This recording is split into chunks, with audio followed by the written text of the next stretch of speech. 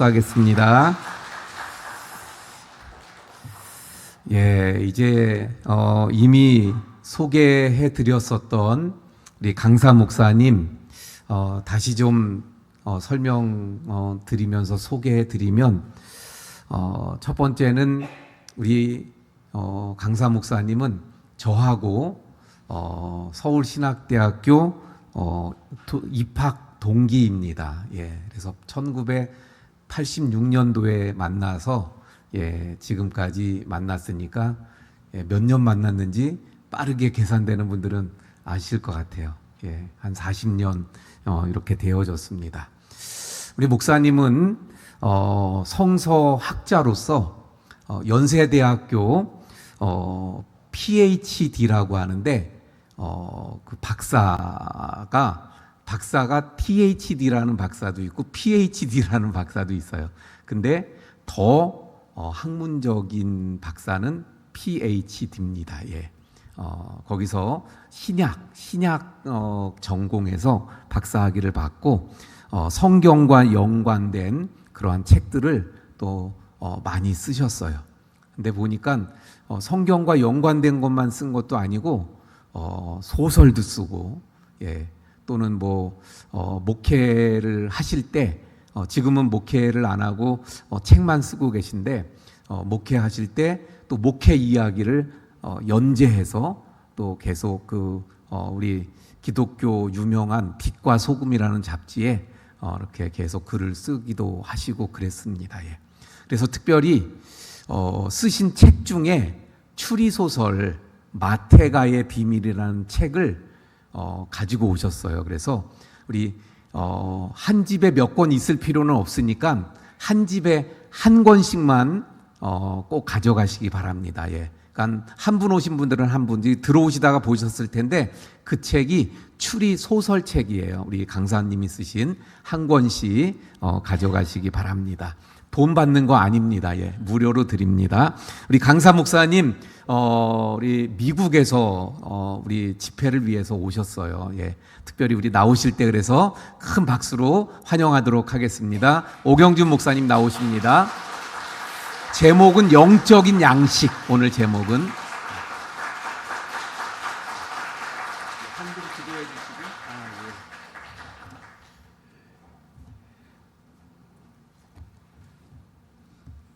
먼저 기도하라는 했는데 기도부터 드리겠습니다. 하나님 감사합니다. 이 귀한 교회에 부족한 종을 불러주셔서 주님, 이 시간 주의 영이 함께 하셔서 이 종을 사용하시고 주의 말씀으로 주의 귀한 자녀들, 당신의 귀한 아들, 딸들에게 은혜를 입히게 하여 주시옵소서. 여기 이 말씀을 사모하고 집회를 사모하고 교회를 사랑하는 하나님의 아들, 딸들이 여기 주님께 예물을 드렸습니다. 하나님께서 그 속에 있는 진실과 정성을 받으실 줄로 믿습니다.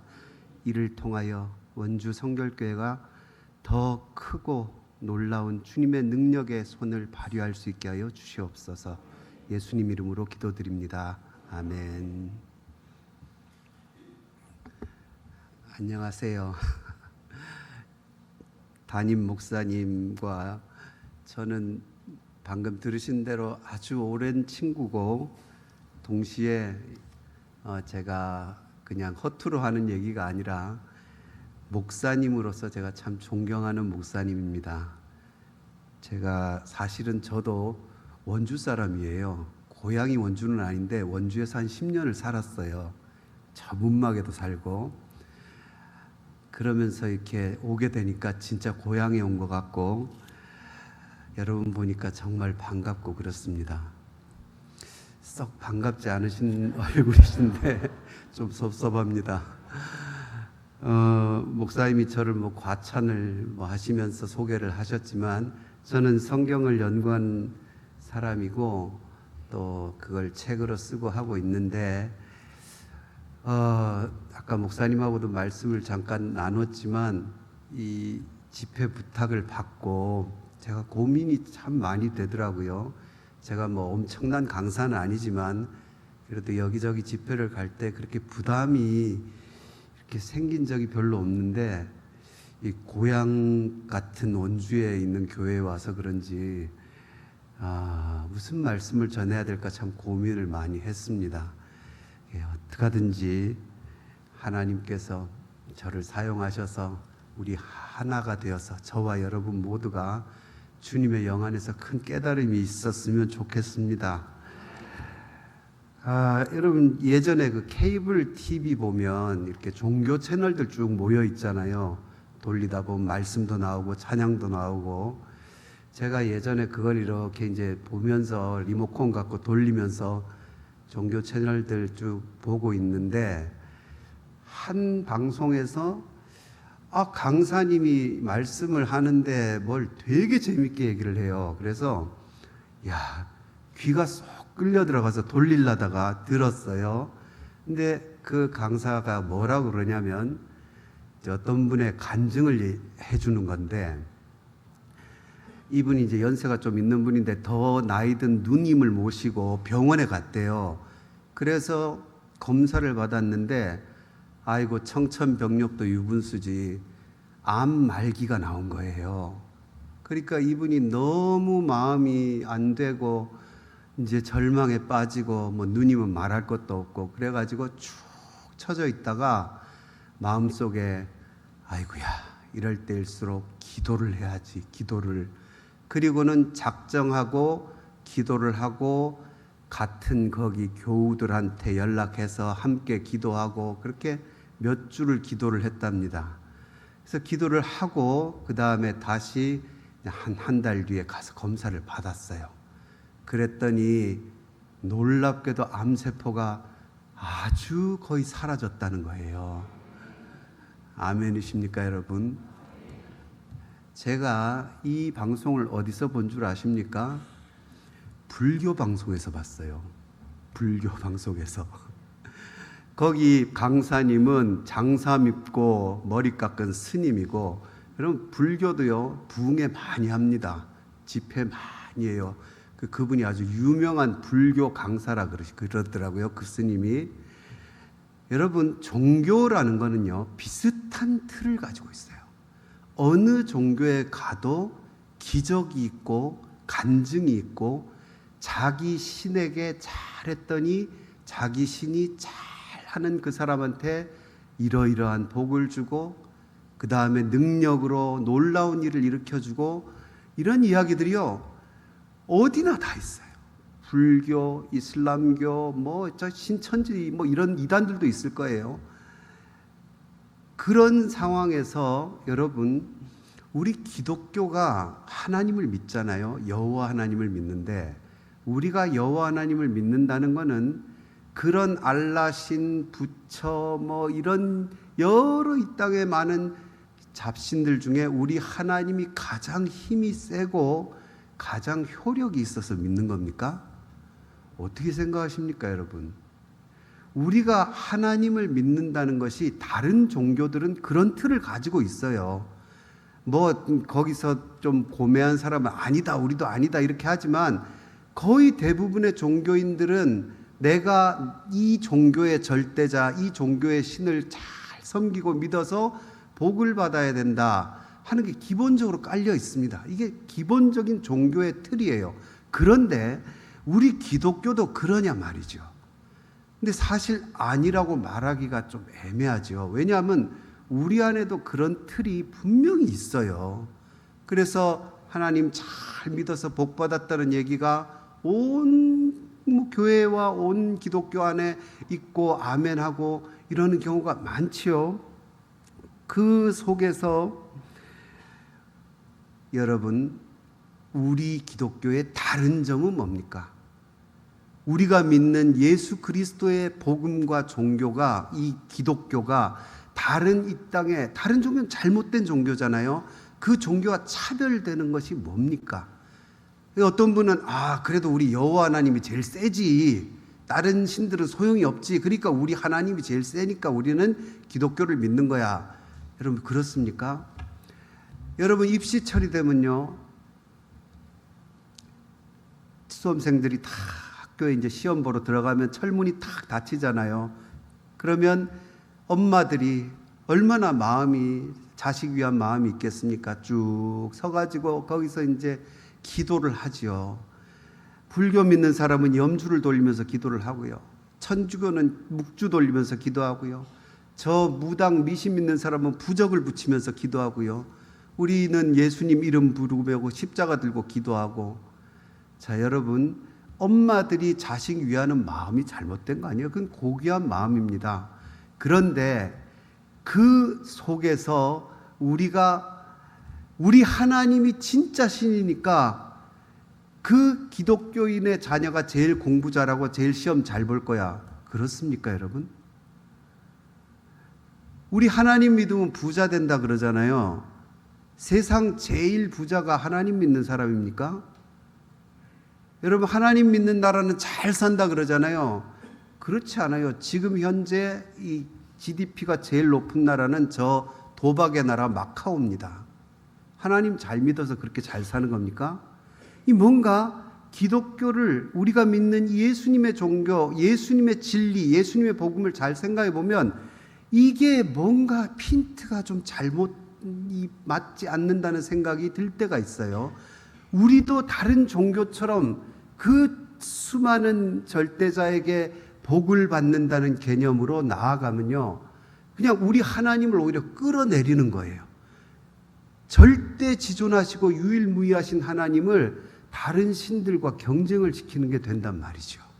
그래서 오늘부터 이제 3일 동안 집회를 하는 동안에요, 여러분 마음을 열고 우리가 믿는 이 진리가 뭔가, 우리가 지금 겉에서 딴 사람들이 보기엔 종교 생활을 하는 것 같잖아요. 근데 이 종교 생활을 하는 것 같은 이게 다른 종교들과 비슷한 색 중에 그나마 기독교가 제일 나아서 하는 건가? 아니면 우리가 진짜라는데 우리는 다른 어떤 잡신들이 가지지 않은, 다른 잘못된 종교가 갖지 않은 정말 유일무이한 어떤 진리를 갖고 있는가? 그걸 깊이 생각해보는 이 집회 기간이 되시길 바랍니다. 한마디로 말해서 본질이 뭔가를 보자는 거죠. 우리의 기반과 본질이 뭐냐? 이걸 우리가 깨닫는 시간이 되시기를 바랍니다.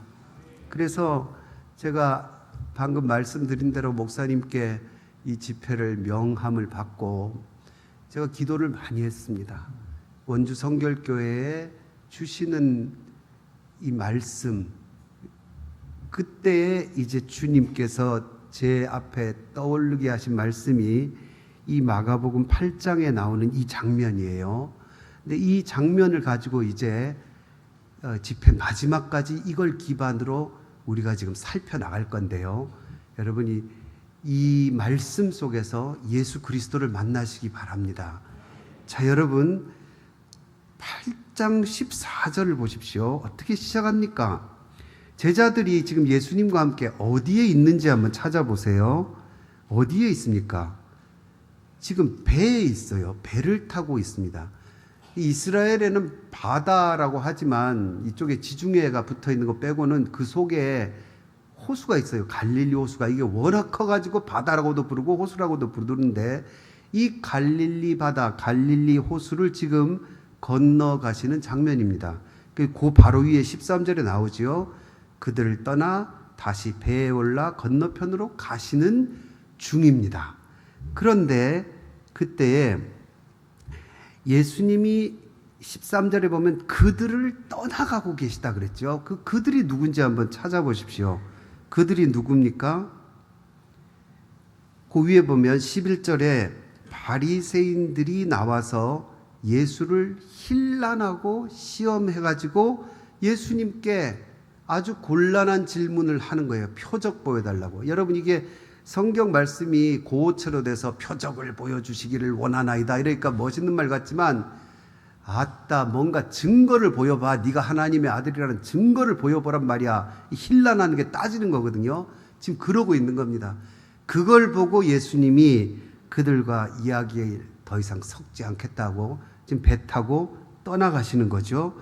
그러면서 제자들하고 따로 배에 있을 때에 예수님이 방금 전에 바리새인들의 그 추태를 봤잖아요. 그걸 기억하시면서 뭐라 그러시냐면 15절에 예수께서 경고하여 이르시되 삼가 바리새인들의 누룩과 헤롯의 누룩을 주의하라. 여러분 누룩이 뭔지 아시죠? 효모라 그러잖아요. 이 빵 만들 때도 쓰고 또 술 같은 거 만들 때도 쓰죠. 빵에 넣으면 모양이 부풀어요. 풍선처럼 이렇게 부풀게 하죠. 술 같은 데 넣으면 이 상태를 변화시키죠. 물 같은 상태가 술의 상태가 되죠. 이 누룩이라는 뜻 안에 예수님이 여러 가지 의미를 담아서 지금 제자들을 멋지게 가르치시는 거예요. 저 바리새인들 하는 꼴을 지금 제자들도 방금 봤잖아요. 방금 본 것뿐 아닙니다. 이 사실 마가복음 앞에 보면 바리새인들하고 계속 부딪히시거든요. 그때 바리새인들이 하는 꼴을 예수님과 제자들이 계속 목격해 왔어요. 이게 어찌하여라는 말로 주로 나타나는데 마가복음 2장 6절을 보십시오. 2장 16절을 보십시오. 마가복음 2장 16절에 보면 예수님이 회개하는 세리와 죄인들을 데리고 식사하실 때에 2장 16절에 바리새인의 서기관들이 예수께서 죄인 및 세리들과 함께 잡수시는 것을 보고 뭐라 그럽니까? 어찌하여 세리 및 죄인들과 함께 먹는가? 그러니까 자기가 깨끗한 척하고 자기가 거룩한 척 하려면 죄인들하고 어울리면 안 된다, 이런 생각이 지금 들어있는 거예요. 2장 24절도 보십시오. 그 뒤에 바로 나오죠. 안식일에 이 제자들이 가면서 이 밀 이삭을 이렇게 뜯었어요. 그러니까 안식일에는 추수하면 안 된다, 이런 법을 지들이 만들었거든요. 성경에 나오는 법은 아니에요. 근데 지들이 만들었어요. 그러니까 24절에 바리새인들이 예수께 말하되 보시오, 저들이 어찌하여 안식일에 하지 못할 일을 하나이까? 또 어찌하여가 나오죠. 이 어찌하여가 계속 따지는 겁니다. 그러니까 바리새인들은 예수님 가는 곳곳마다 쫓아다니면서 따지고 있죠. 하나만 더 볼까요? 7장 5절에도 보면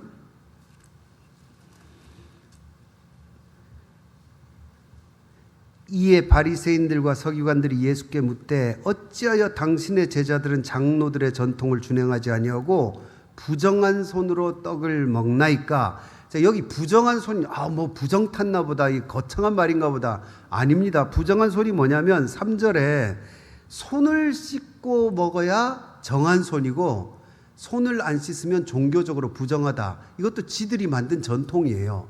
근데 그 전통을 막 들이대는 거죠. 여러분 바리새인들이 왜 이렇게 까탈스럽게 이러겠습니까? 뭘 자꾸 조항을 만들어서 복잡하게 하는 이유가 뭐냐면 이래야 걸려 넘어지는 사람들이 많거든요. 그럼 뭐 할 수 있습니까? 정죄할 수 있잖아요. 그냥 두루뭉실하면 자기들이 드러나지가 않아요. 그러니까 정죄할 거리를 쫙 만들어서 제가 다음 내일 저녁에 더 자세하게 하나하나 말씀드리겠지만 그걸 쫙 만들어 가지고는 봐라, 너는 이래서 죄인이고 너는 이래서 죄인이고 쫙 만들고 봐라, 그러니까 나는 너희와 다른 깨끗한 사람이야. 여러분 이걸 뭐라 그럽니까? 이게 외식이라는 거예요. 외식. 저는 조금 할 때 어릴 때 외식하는 뭐 이러면 밖에서 짜장면 사 먹는 건가 잘 한글 모를 땐 그랬는데 이게 나중에 알고 보니까 히포크리테스라는 말인데요. 이게 가면을 쓴 거예요. 이중 얼굴을 갖고 있는 거예요. 속은 남과 똑같으면서 자기 혼자 깨끗한 척 거룩한 척 하면서 남을 정죄하는 거, 이게 외식이에요. 그런데 외식을 하기 위해서는 이런 수많은 항목들을 만들어 가지고 공격을 해야 돼요. 그러니까 계속 예수님이 사람들에게 말씀을 가르치고 진리를 가르치는데 그게 꼴보기 싫은 거예요. 예수님이 주목받으니까 더 꼴보기 싫으니까 와가지고 어찌하여 이럽니까? 어찌하여 저럽니까? 이러면서 계속 와가지고는 지금 딴지를 거는 게 여러분 보이시죠? 근데 그때 옆에 누가 있었습니까? 제자들도 다 같이 보고 있었어요, 그거를. 그리고 그때마다 예수님은 정확한 답변을 해주십니다. 진리를 말도 꺼내지 못할 만큼 정확하게 꼼짝 못하게 바른 말을 하시거든요. 근데 그런 과정을 거치고 지금 오늘 본문 8장 11절부터 나오는 바리새인들이 또 와서 딴지를 거는 거죠. 네가 그렇게 잘나고 네가 하나님의 아들이면 하늘로부터 오는 뭔 증거를 좀 보여봐라. 그럼 내 믿겠다. 이런 식으로 지금 따지니까 예수님이 그들을 13절에 나죠. 그들을 떠나서 지금 배에 올라타신 상태입니다. 제자들과요. 그러니까 바리새인들이요, 겉으로는 바리새인 그러면 정말 어마어마하게 그 행위로는 종교 생활을 잘하는 사람이에요. 율법을 잘 지키죠. 그러나 그들의 목표가 뭡니까? 여러분, 우리가 왜 하나님 말씀 듣고 하나님 말씀을 순종합니까? 하나님께 영광을 드리기 위함이죠. 하나님을 기쁘시게 하기 위함이죠. 그리고 그 하나님의 길이 생명의 길이기 때문에 아닙니까? 그런데 이들은 그게 아니에요. 다른 사람보다 훨씬 더 하나님 말씀을 잘 듣는 것 같지만 목표가 뭐냐면 내가 드러난 거예요. 그래서 저 사람은 훌륭해. 그래서 저 사람은 정말 하나님 잘 믿는 사람이 하는 칭찬을 듣기 위해서 이런 예수님을 공격하고 진리를 공격하니까 여러분, 여기서 여러분도 이제 대충 느낌이 오시죠? 예수님이 야, 저 바리새인 놈들의 누룩을 조심해. 그건 뭐겠습니까? 바리새인들이 하는 교훈이나 가르침, 외식 이런 거 조심하라는 겁니다. 그래서 마태복음에는 나와요. 똑같은 장면에서 그제야 이것이 바리새인의 누룩이 바리새인의 교훈인 것을 제자들이 깨달았다 이렇게 나와요. 마가복음에는 안 나오지만. 그리고 누가복음에도 바리새인의 외식, 바리새인의 누룩은 바리새인의 외식이라고 나와요. 그래서 그 말씀을 하신 거예요. 제자들한테. 저 바리새인 같이 본질적인 영혼과 마음을 하나님께 드리는 그런 낮아지는 하나님께 겸손한 그런 자세가 아니라 자기 잘났다고 하나님 잘 믿는 척하려고 남을 공격하고 하는 저런 바리새인들의 외식적인 그러니까 자기가 누룩이죠. 부풀리는 거죠. 자기를 부풀리는 거예요. 그리고 말씀을 변형시키죠. 누룩이. 그러니까 누룩이라는 표현이 적절한 거죠. 그러면 여러분, 예수님하고 벌써 다닌 지 오래되고 예수님 옆에 있는 제자들은 다 같이 그걸 목격했는데 척하면 딱 알아들어야 될 거 아닙니까? 그게 제자 아닙니까? 그런데 놀라운 일이 벌어져요. 이게 정말 이걸 요새 말로 우프다 그러죠. 웃기면서 슬픈 일이에요. 예수님이 바리새인의 누룩을 조심해야 돼. 지금까지 봤지 하고 진지하게 스승님이 말을 꺼냈는데 제자들이 뭐라 그럽니까? 16절을 보십시오. 8장 16절에 제자들이 서로 수군거리기를 이야, 우리한테 떡이 없기 때문에 저런 말씀하시는구나. 이 떡이라는 건 도시락을 얘기하는 거예요. 밥을 얘기하는 거예요. 그 위에 보면 14절 시작이 어떻습니까? 제자들이 떡 가져오기를 잊었음에 배에 떡 한 개밖에 그들에게 없더라. 그러니까 쉽게 말해 떡이 몇 개가 있어야 됩니까? 한 사람 앞에 하나씩 먹으려 그래도 13개는 있어야 돼요. 근데 하나밖에 안 가져오고 누가 안 챙긴 거예요. 그 점심때쯤 됐겠죠. 그러니까 예수님이 바리새인의 누룩 이렇게 얘기하니까 여러분, 뭐 눈에는 뭐만 보인다고요? 사람은 자기가 관심 있는 거에 귀가 번쩍 뜨여요. 지금 집에가 고프니까 누룩, 떡, 예수님 배고프신가 봐. 우리도 떡 먹어야 되는데, 아이고, 떡을 안 챙겨왔네. 아이고, 이제 스승님한테 혼나겠다. 지금 이런 분위기가 쫙 돌아가면서 예수님의 이 진지한 가르침 앞에서 제자들이 지금 코미디를 하고 있는 겁니다. 뭐라 그럽니까? 수근수근 하면서, 야, 오늘 떡 딴 건 누구야? 왜 안 챙겼어? 이러면서 이 배고픈 시간에 떡이 없으니까 우리 예수님이 화내시면 너 어떡할 거냐? 막 이러면서 수근수근 거리고 있는 중이라는 거죠. 여러분, 예수님의 마음이 한번 돼보세요. 이 때에 얼마나 답답하셨겠어요. 그래서 예수님이 그 마음을요, 아주 솔직하게 다 표현하세요. 그래서요, 17절 보십시오. 예수께서 이 돌아가는 꼬라지를 아시고요, 얼마나 한심하고 답답하시겠습니까? 그래서 예수께서 아시고 이르시되 너희가 어찌 지금 떡 얘기하냐 내가 지금? 그런데 떡이 없음으로 수군거리느냐? 내 말의 본질과 진실을 어찌 못 알아듣냐? 그러면서 아직도 알지 못하며 깨닫지 못하느냐? 너희 마음이 둔하냐? 예수님은 바리새인의 누룩 얘기를 하시면서 뭔가 전하고 싶은 진리가 거기 있었는데 그들은 깨달을 생각이 없었어요. 왜 그렇습니까? 자기 관심사가 주님의 진리를 막아버리는 거예요. 여러분, 아까 제가 말씀드린 대로 그 불교 부흥 집회 얘기를 드린 것처럼 우리 기독교도요, 그런 식으로 예수를 믿는 사람들이 많아요. 그냥 하나님 잘 믿어서 복 받고 나중에 천국도 가자 이러면서 내가 잘 되는 어떤 것들의 목표를 두니까 말씀이 전부 다 왜곡돼서 들리기 시작해요. 그러면요, 여기 제자들이 그런 겁니다. 떡에 관심 있고 내 배고픔이 1순위니까 예수님이 바리새인의 그 그릇된 외식과 하나님이 기뻐하지 아니하시는 그 거짓된 태도를 말씀하시려고 하는데 분위기를 딱 끊어버린 거예요. 왜? 내가 중요한 건 떡이니까. 그래서 이 떡 이야기를 하니까 예수님이 야단을 치시는 거죠. 어떻게 아직도 이 수준이냐? 어떻게 그렇게 하늘의 진리를 깨닫지 못하고 알지 못하느냐 하면서, 자, 그 다음 18절을 우리 같이 읽어봅시다. 시작. 너희가 눈이 있어도 보지 못하며 귀가 있어도 듣지 못하느냐, 또 기억하지 못하느냐. 여기서 오늘 집회에 이제 나타날 영적인 눈, 영적인 귀라는 의미가 나타납니다. 우리의 육신의 눈, 육신의 귀를 가지고 듣는 수준을 지금 예수님이 야단치시는 거예요.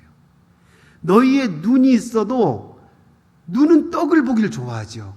눈앞에 있는 떡은 그냥 떡으로 보이고, 누룩해도 떡이고 뭐 해도 떡으로 보이는 그 눈이 사실은 뭘 봐야 된다는 겁니까? 예수님이 말씀하고 싶으신 어떤 진짜백이 진리를 봐야 된다는 거예요. 너희의 귀가 솔깃해진대. 언제 귀가 쫑긋해지냐? 내가 듣고 싶은 것, 내 귀에 달콤한 것, 이런 거에는 쫑긋해지죠. 그러나 예수님은 지금 뭐합니까? 그러면 안 된다는 거죠. 그런 육신의 필터를 가지고 눈과 귀를 사용하면 안 되고, 예수님의 진리는 더 깊은 곳에 있다는 거죠. 그럼 여러분, 영적이라는 게 뭡니까? 우리 교회에서 영적이라는 말 굉장히 많이 하죠. 말씀이 영적이야, 영적인 찬양이야. 영적이라는 게 뭡니까? 영적이라는 거는요, 뭐와 반대되는 겁니까? 육적이라는 것과 반대되는 거예요. 그 육신적인 것으로 모든 걸 판단하는 것, 그 육신에게는 욕구와 욕망이 있잖아요. 그걸 가지고 판단하는 것을 뛰어넘어 있는 거예요. 영적이라는 건 이 물질적인 육적인 욕망과 욕구와 본능을 넘어서서 그 너머에 있는 하나님의 거룩한 세계를 보는 거예요. 지금 주님께서 그 경지로 이 제자들뿐 아니라 주님을 따르는 사람들, 여기 있는 우리들 전부 다 여러분 영적인 성도가 되기를 얼마나 주님이 원하시겠습니까? 그런데 제자들은 그게 안 되는 거예요. 지 눈에 좋은 게 떡이고 지 귀에 듣기 달콤한 게 떡이니까 그냥 모든 게 내 떡과 관련돼서 들리는 겁니다. 그런 수준에 있는 이 제자들에게 예수님이 눈이 있으면 보지 못하느냐 했는데, 눈이 있으면 진짜 봐야 할 것을 봐야 된다. 그때 눈은 뭡니까? 그걸 영적인 눈이라 그럽니다. 영안이 열린다 그러면 뭐 남의 죄를 훤히 들여다보고 뭐 어느 교회가 있고 그런 권사들 있고 막 그러더라고요. 말도 안 되는 얘기예요. 그런 얘기가 아닙니다. 주님이 말씀하고 주님이 원하시는 그 진리를 깨달고 볼 수 있는 그 눈과 귀를 얘기하는 거예요. 여러분, 그 눈과 귀를 제가 열기 위해서 왔습니다. 저도 마찬가지. 저도 육적이고 미약하고 모자란 인간. 같이 말씀 안에서 우리가 이렇게 영적인 사람으로 바뀌어야 될 줄로 믿습니다. 그래서 다음 시간에 영적인 귀, 그 다음에 주일날에 영적인 눈에 대해서 얘기할 건데요. 이번 시간에는요, 눈이 있어도 못 보냐, 귀가 있어도 못 듣냐 하고는 마지막에 또 한 가지 얘기하신 게 있어요. 뭘 얘기하십니까? 또 기억하지 못하느냐. 제자들 기억 못하는 거 여러분 뻔히 보셨죠? 바리새인들하고 예수님하고 티격태격할 때에 예수님이 어떤 진리를 원하고 어떤 말씀을 가르치신지 옆에서 다 봤잖아요. 그 기억해야 되는데 기억을 못하는 거예요. 그러니까 이렇게 헛소리를 하죠. 그런데 그 많은 것들 중에 예수님이 특별히 니들이 나와 함께 있었으면, 이걸 기억하고 이걸 깨달았으면 너희가 이렇게 깨닫지 못하고 알지 못하는 마음이 둔한 이런 바보 같은 성도, 물질적인 성도, 육적인 성도가 아니라 참된 영과 영적인 눈과 영적인 귀를 가진 성도가 됐을 텐데 이걸 왜 기억 못하느냐 하는 게 여러분 밑에 보십시오. 두 가지 사건이 있습니다. 그게 뭡니까? 또 기억하지 못하느냐 하시고는 19절에 딱 봐도 여러분 네 글자로 이거 뭐라 그럽니까? 오병이어 사건과 그 다음에 20절에 뭐가 나옵니까? 칠병이어라 그러죠. 이 오병이어 사건과 칠병이어 사건을 너희는 왜 기억하지 못하느냐 이렇게 지금 말씀하시는 거예요. 자, 여러분 나중에 우리가 주님 앞에 가가지고 제가 예수님 열심히 믿었잖아요. 열심히 따라왔잖아요. 했을 때 예수님이 지금 제자들한테 말씀하시는 것처럼 이런 이른바 쿠사리를 먹으면 진짜 곤란하죠. 내가 언제 네 열심히 하고 뭐 했다고 네가 그러는데 내가 언제 그거 열심히 하라 그랬냐. 네가 열심히 따른 거는 결국 네 떡을 위한 거 아니냐. 네 기준 아니냐. 왜 내가 하고 싶은 것, 내가 너희에게 주고 싶은 것은 전부 다 왜곡해서 듣고 바리새인들이나 너희나 뭐가 다르냐. 이렇게 말씀하시면 여러분 정말 큰일 아닙니까? 여러분 우리가 주님 그러잖아요. 주님이 뭡니까 여러분? 주인님을 줄인 거예요. 주인님. 예수님이 하나님이 우리의 주인님이라는 거예요. 주인님이면 우린 종이잖아요. 요즘은 평등한 시대니까 여러분 이 평등이라는 게 사실 인류 역사에 엄청나게 긴 이 역사에 겨우 한 100년 안에 겨우 온 거예요. 그 전에 전부 다 왕이 있고 양반 있고 쌍놈 있고 노예가 있고 다 전 세계가 다 그랬어요. 근데 그때의 종이라는 것, 노예라는 건 주인한테 정말 입도 뻥끗 못합니다. 우리 그 노비들 있잖아요. 목숨이 자기 게 아니잖아요. 그 종과 노예, 주인과 노예, 주인과 종이라는 거는 이건 어마어마한 간격이거든요. 하나님과 우리는 말할 것도 없죠. 하나님 우리를 만드신 창조주니까 진짜 주인이시죠. 그런데 그런 주인과 종의 관계이기 때문에 우리가 주님 하잖아요. 주님, 주여 하는데 주인님 하는데 여러분 우리가 주여 삼창하고 우리 기도합시다. 그리고 주여 한 다음에 여러분 기도할 때 주인님 말 잘 듣겠습니다. 주인님 명하소서 따르겠습니다. 여러분 그런 기도가 많을까요? 아니면 주인님 왜 이거 안 해주세요? 주인님 왜 이 따위로 나를 대우하시는 겁니까? 주인님 그러니까 열심히 기도하는 것 같아요. 막 목소리도 높고 막 그런데 그 내용으로 들어가 보면 하나님이 들으시면서 기가 막히실 게 너무 많아요. 내가 주인이라며. 내가 주인장인데 왜 종들이 모여가지고는 데모를 하는 거예요. 그러면서 이게 좋은 신앙이다 이렇게 착각을 하는 겁니다. 이게 뭡니까? 바리새인의 누룩과 내 속에 떡이 중심이 된 신앙이에요. 그러니까 하나님을 내가 섬길 절대자로 모시는 게 아니라 수단이에요. 나의 수단. 그게 바로 이 땅의 종교들의 특징이에요. 제 질문이 그겁니다. 우리 기독교가 그런 거냐는 거죠. 우리가 모여서 하나님이 마술 램프에 나오는 그 지니의 요정 있잖아요. 그런 등치 크고 힘 있는 그런 요정처럼 하나님이 내가 잘 대해주면 나한테 그렇게 잘해주는 분이냐. 그런 생각을 가지고 은연중에 그게 아니라고 막 목사님께 듣고 설교 듣지만 그래도 내 깊은 곳에는 이 제자들도 얼마나 많이 주님께 듣고 배웠습니까? 그런데도 결정적인 순간이 되면 딱 누룩떡 딱 나오는 거예요. 어떤 순간에 모든 상황이나 모든 여건에서 내 중심의 기준이 탁 나오는 거예요. 그럼 어떻게 됐습니까? 하나님이 다음 시간에 보겠지만 나더러 주여 하는 자들이 막 자기들이 주님 잘 따랐다 그러니까 내가 너희를 도무지 알지 못하노라 그러시잖아요. 모르죠. 당연하죠. 주님이 요구하시는 것을 보여주시고 가르쳤는데 그건 하나도 안 듣고 자기식으로 믿어놓고 그게 믿음이라고 착각했기 때문에 그런 거죠. 여기 제자들이 그럴 위험이 지금 팽배해 있는 겁니다. 그러니까 주님이 뭐라 그러십니까? 너희가 영의 눈을 떠야 되고 영의 귀를 열어야 되고 오늘 우리가 살펴볼 두 가지 사건을 기억해야 된다. 지금 그렇게 말씀하시는 겁니다. 그래서 여러분 그 두 가지 사건이 뭐죠? 오병이어와 칠병이어였죠. 자, 여러분 오병이어 사건, 칠병이어 사건이 그러고 보니까 딱 고개를 돌려보십시오. 8장 1절에 뭐가 나옵니까? 그 바로 이 오늘 본문 사건이 있기 전에 곧 바로 얼마 전에 칠병이어 사건이 있었어요. 그죠? 그 다음에 딱 6장으로 가보십시오. 한 장만 더 넘기면 6장에 가면 뭐가 보이십니까? 오병이어 사건이 있었어요. 그러니까 여러분 성경을 단편적으로 보지 마시고요. 하나의 전체 이야기로 보세요. 그러니까 예수님이 너희 방금 전에 더 조금 전에 오병이어 사건, 칠병이어 사건 겪지 않았냐? 왜 이걸 기억하지 못하고 이렇게 멍청하게 깨닫지 못하고 알지 못하는 수준에 아직도 머물러 있느냐? 지금 그렇게 말씀하신 거예요. 그럼 여러분 오병이어 사건 여러분 너무나 잘 아시죠? 근데 왜 예수님은 이 사건을 기억해야 된다고 이렇게 강조하셨을까요? 보리떡 5개와 물고기 2마리로 5,000명 먹고 신나는 기적 아니야?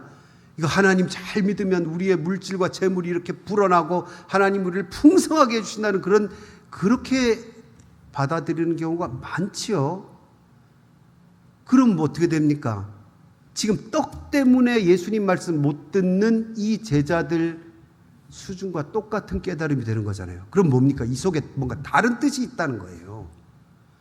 우리가 아는 먹을 것이 풍성해져서 기쁘고 감사하고 우리 삶이 윤택해진다는 메시지가 아니라 오병이어 안에 다른 이야기가 있다는 것을 주님이 여기서 암시하고 계시는 겁니다. 그럼 여러분 다시 한번 진지하게 한번 오병이어 사건을 볼까요?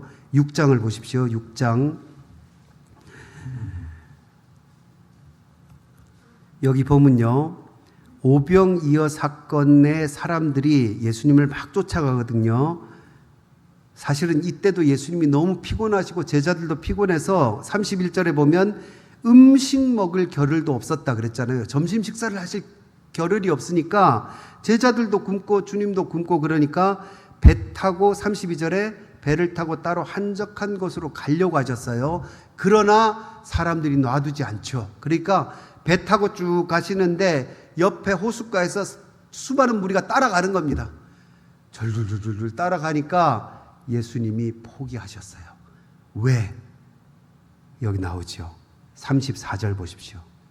예수께서 나오사 큰 무리를 보시고 그 목자 없는 양 같음으로 인하여 불쌍히 여기사 이에 여러 가지로, 번역이 잘못된 거예요. 많이 가르치시니라. 폴루스 이렇게 나와요. 원문 성경에 보면 많은 걸 가르치셨다. 예수님이 식사 포기, 이 불쌍한 백성들에게 복음의 진리를, 생명의 진리를 가르치셔야 되겠다 이렇게 생각하시고 식사를 포기하신 거예요. 그리고는 주님이 이 백성들을 가르치신데 멋진 표현이 나오죠. 주님이 우리와 그들을 보실 때에 어떻게 보셔서 모든 걸 포기하고 생명의 말씀을 가르치셨습니까? 목자 없는 양이라는 이 한마디가 굉장히 중요해요. 양이라는 놈이 희한한 동물입니다.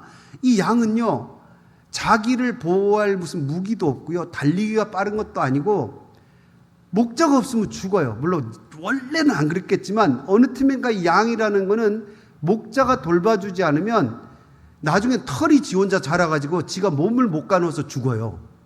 지가 물도 못 찾아가고 먹을 것도 제대로 못 먹어요. 그러니까 목자가 없는 양이라는 건 여러분 결국 뭐냐면요, 죽을 존재라는 겁니다. 그러니까 예수님이 목자 없는 양같이 인간을 보신다는 말씀이 뭔지 느낌이 오시죠? 이건 그냥 외로운 양인가 보다 이런 차원이 아니에요. 이제 곧 죽을 불쌍한 인생을 보시고, 여러분 한 번 죽는 것은 사람에게 정해진 것이죠. 인생이 공평한 거예요, 여러분. 인생 살면서 불만족스러울 때가 많죠. 자는 뭐가 안 해도 잘 되고 나는 이렇게 열심히 해도 안 되고 불공평한 것 같죠? 아닙니다, 여러분. 100년 안에 똑같이 공평해져요. 초절정 미남 미녀도 죽고 못난 나도 죽고 결국 인생이 똑같아요. 그런데 죽고 끝나면 뭐 공평하다 싶은데 한 번 죽는 것은 사람에게 정해진 것이고 그 후에 뭐가 있습니까? 그 삶에 대한 심판이 있는 거예요. 그러니까 이 심판에서 멸망의 영원한 멸망으로 떨어질 인생들을 보니까 예수님이 이 목자 없는 양 같은 그 우리 인생들을 보시고 그 다음에 주님의 진심에서 나오는 그 뭡니까? 측은지심이라 그러죠. 불쌍히 여기시는 마음이, 그래서 예수님이 오셨잖아요. 이 땅에.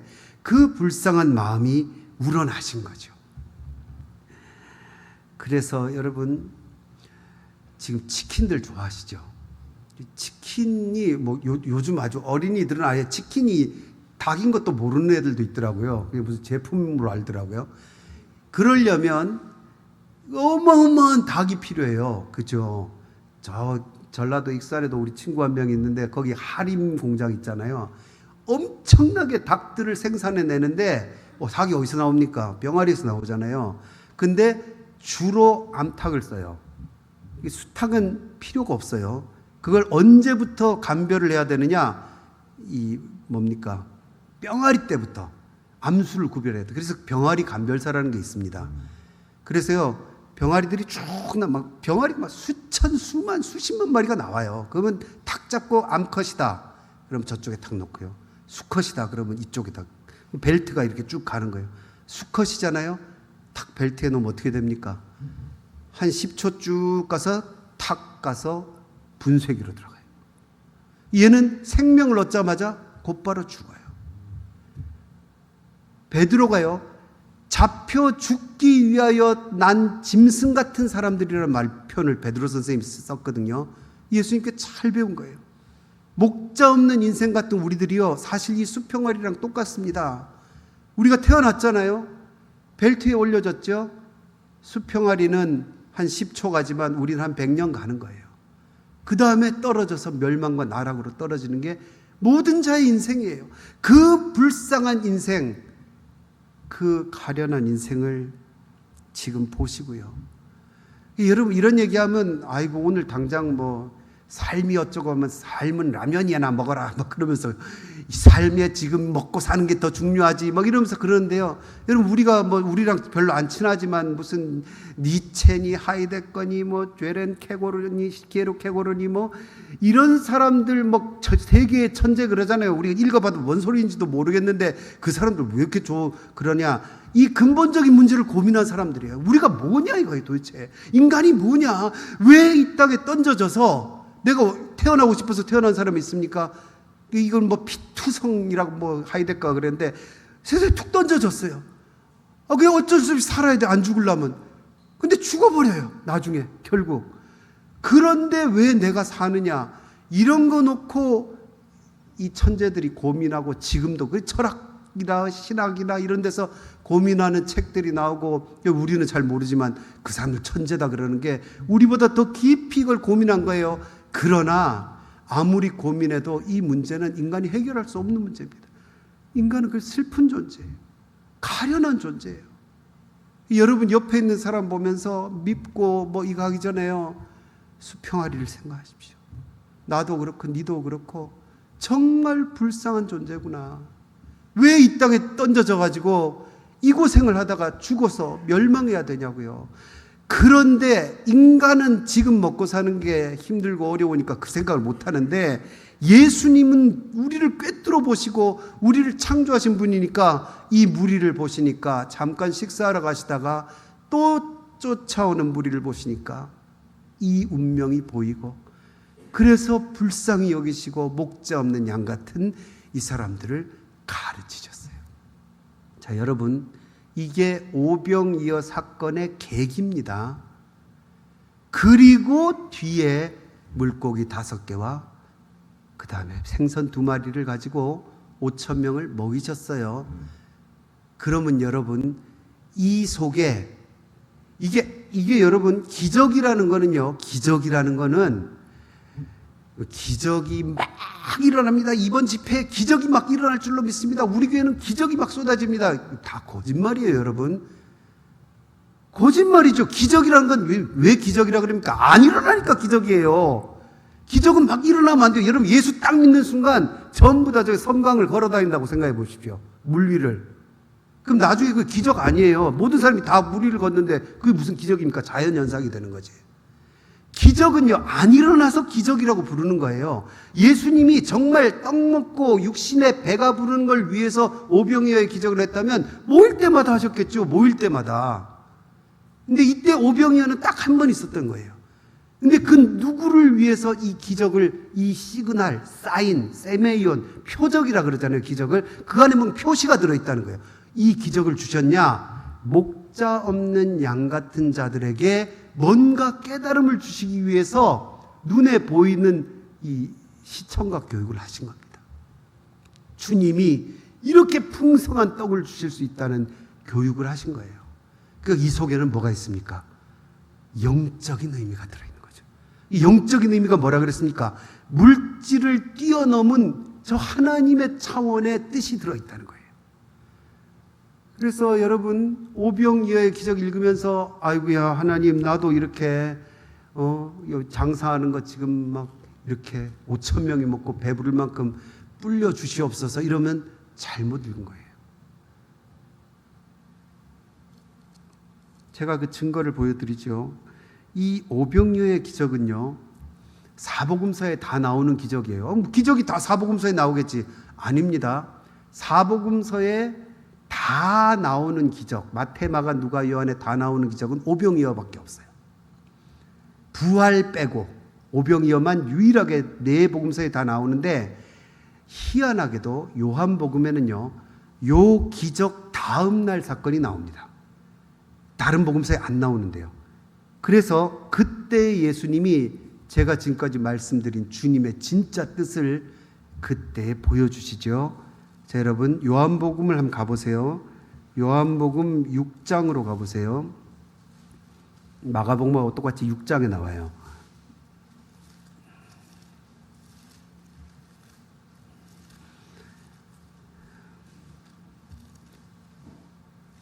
자, 요한복음 6장에 보면 13절 일단 보시죠. 13절에 이에 거두니 보리떡 5개로 먹고 남은 조각이 12바구니에 찼더라. 똑같은 사건이죠. 바로 그 사건입니다.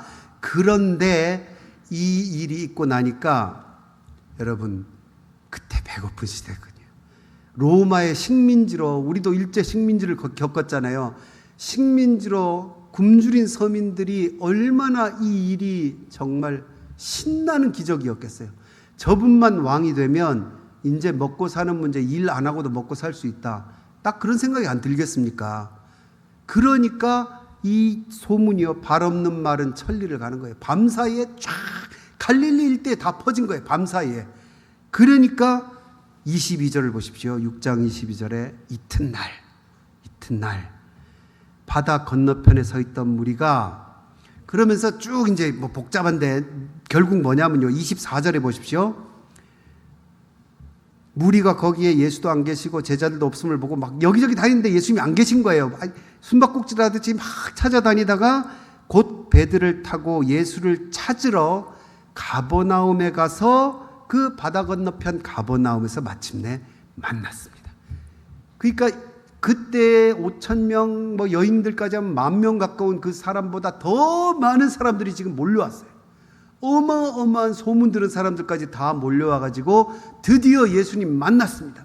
그러니까 뭐라 그럽니까? 아이고야 선상님, 언제 여기 오셨나이까? 동작도 빠르시네요. 우리가 이렇게 찾는데 언제 여기까지 오셨어요? 하면서 막 반가워서 막 사람들이 예수님께 몰려옵니다. 자, 여러분, 예수님도 많은 사람에게 말씀을 전하시면 좋으시겠죠. 얼마나 여러분, 우리 교회들이요, 막 사람들을 모으려고 애를 쓰잖아요. 한 사람이라도 더 많아지면 더 좋잖아요. 그런데 예수님이요, 어제 기적을 통해서 무리가 뭐 훨씬 더 많아져서 또 오면 얼마나 기뻐하셔야 됩니까? 그런데 예수님이 전혀 의외의 태도를 보이시죠. 26절 보십시오. 이제부터 잘 보세요. 예수께서 대답하여 이르시되 내가 진실로 진실로 너희에게 이르노니 너희가 나를 찾는 것은 니들이 왜 나를 찾아왔는지 안다. 그러면서 표적을 본 까닭이 아니요 떡 먹고 배부른 까닭이로다. 자, 여기서 딱 드러나죠. 오병이어의 기적은 뭐가 아니라는 거예요. 떡 먹고 배부른 이야기가 아니라는 거예요. 떡 먹고 배부르고 그걸 더 가지기 위해서 오병이어를 이해하고 나를 찾아오는 것은 표적을 제대로 못 본 거다. 주님이 단칼에 얘기해 주세요. 그 기적 속에 담긴 주님이 진짜 말씀하시려는, 마치 제자들에게 바리새인에 누룩하면서 말씀하고 싶었던 그 뜻이 있었는데, 마찬가지로 이 사람들도 오병이어를 보고 깨달아야 될 것이 있었는데 그거를 알지 못하고 야, 떡 먹고 배부른 이어 정말 이게 진짜 복음인가 보다 하고 찾아오니까 예수님이 단칼에 노하시는 거예요. 너희가 날 찾아온 것, 그것 때문이라면 잘못 찾아온 거다. 이렇게 주님이 말씀하십니다. 그러면서 두 가지 중요한 대립되는, 한마디로 물질적이고 영적인 두 가지 말씀을 하십니다. 27절에 썩을 양식을 위하여 일하지 말고 영생하도록 있는 양식을 위하여 하라. 이 번역하시는 분들이 고민을 한 건 알겠는데 헬라어를 이 타동사로 하면 간단한데 이게 썩게 하는 양식과 영생하도록 머물게 하는 양식 이렇습니다. 한마디로 말해서 썩을 양식과 생명 양식이에요. 영생의 양식과 그다음에 우리를 죽이는 양식, 이 두 가지가 있다는 거예요. 그런데 오병이어는 뭐가 아니라는 겁니까? 썩을 양식에 대한 것이 아니라는 거죠. 그리고 이거는 뭐에 관한 얘기라는 겁니까? 영생의 양식, 너희를 영원토록 주님 안에 머물게 만드는 생명의 양식에 대한 말씀이다. 여기서 여러분 느낌이 오시죠? 뭐가 물질적이고 뭐가 영적이라는 게 느낌이 오시죠? 오병이어는 영적인 양식, 생명 양식에 대한 것이라는 겁니다. 여러분, 저 전라도 분들 그 자주 쓰시는 그 욕 중에 아주 은혜로운 욕이 있어요. 뭐라 합니까? 사람 보고 썩을 것 그러잖아요. 그 아주요, 그 철학이 담긴 기가 막힌 욕이에요. 사람의 본질을 꿰뚫어 본 욕이에요. 인간이 그 아무리 멋진 걸로 치장하고 뭐 멋진 몸매, 멋진 얼굴 뭐 자랑해도요, 결국 뭡니까? 썩을 것이에요. 이걸 안 썩게 하려고 뭐 합니까? 바르고 치장하고 그 다음에 먹죠. 여러분 지금까지 드신 쌀이 몇 가마쯤 드셨던 것 같아요. 김치는 한 몇 트럭쯤 먹었겠습니까? 근데 채웠습니까? 그 먹어서? 이 위장하고 싸우는 거거든요. 이 주먹만한 위장을 결국 못 채우고 져요, 여기에. 이거 채우는 게 인생의 목표인데 이걸 채우려고 아무리 여기다가 돈 벌고 남보다 조금 더 좋은 거 먹고 뭐 이러면 좀 더 사나 싶고 하지만 결국은 위장과 이 밑 빠진 구멍이잖아요. 이걸 채우려다가 못 채우고 죽어요. 그러니까 이 땅의 모든 물질적인 양식들은 썩을 양식, 썩게 하는 양식이에요. 그 양식을 위해서 그것에 관심을 가지고 그걸 위해 쫓아다니고 그걸 위해 일하지 말고 예수님 뭐라 그러시냐면 생명의 양식이 있다. 영생의 양식이 있다. 그걸 위해서 일해야 된다. 주님이 명백하게 썩을 양식과 생명 양식을 딱 나눠주세요. 자, 그러면 이제 무리들이 궁금해질 거 아닙니까? 아니, 그래. 이게 떡 얘기가 아니라 하자. 그러면 생명 양식이 뭐냐 도대체? 그러니까 예수님이 직접적인 간단한 답변을 해주시죠. 뭐라 그럽니까? 쭉 나오지만 35절 보십시오. 예수께서 이르시되 나는 생명의 떡이다. 내게 오는 자는 결코 줄이지 아니할 것이요 나를 믿는 자는 영원히 배고프지도 목마르지도 않을 것이다. 이렇게 말씀하시죠. 여러분 이게 무슨 뜻인지 여러분 느낌이 딱 오잖아요. 우리는 뭔지 딱 알잖아요. 예수님이 생명의 떡 되신다. 예수 그리스도를 먹고 마신다. 그게 뭡니까? 성찬식이잖아요. 성찬식에 주님이 우리를 위해 지신 십자가를 생각하면서 성찬식을 하잖아요. 그게 주님을 먹고 마시는 거예요.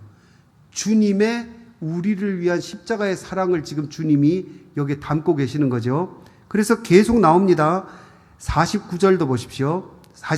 48절부터 보십시오. 내가 곧 생명의 떡이니라 너희 조상들은 광야에서 만나를 먹어도 죽었거니와. 여러분, 이 굉장한 유대인들의 자랑이에요. 우리 조상들을 하나님께서 만나로 먹이셨다. 그러나 여러분, 만나도 영적인 양식이 아니에요.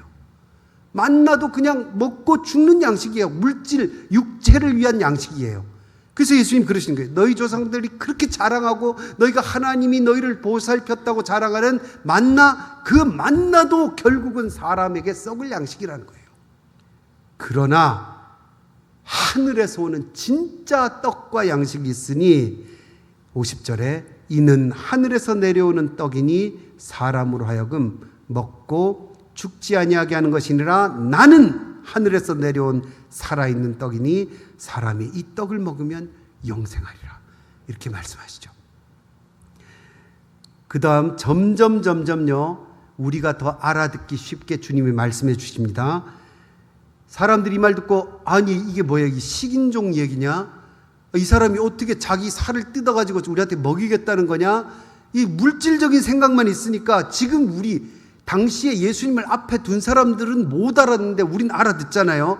근데 그들은 못 알아들어요, 주님을 눈앞에 두고도. 그러면서 그 밑에 보면 52절에 그러므로 유대인들이 서로 다투어 이르되 이 사람이 어찌 능히 자기 살을 우리에게 주어 먹게 하겠느냐 하고 막 난리가 났어요. 여전히 눈과 귀가 막힌 상태죠. 그때 주님이 한 걸음 더 들어가시죠. 뭐라 그러십니까?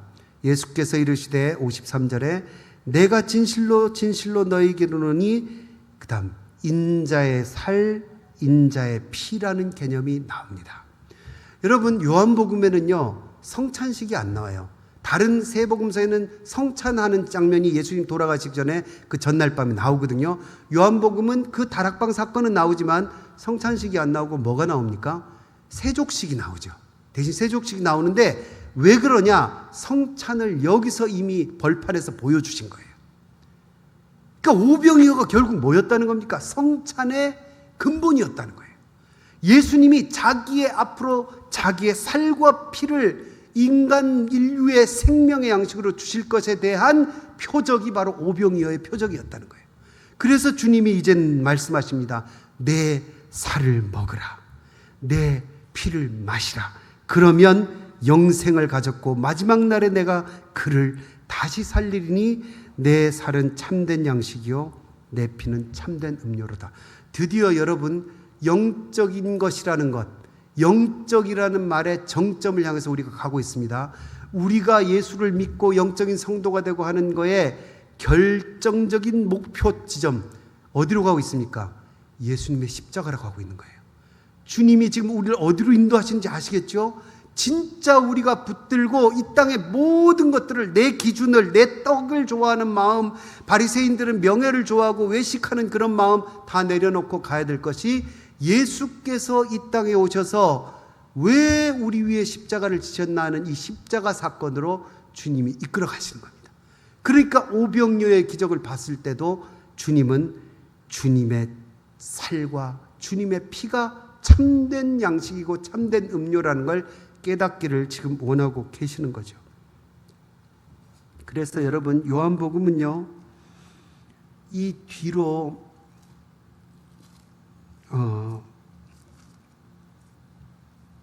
19장을 보십시오. 19장 31절에 보면요,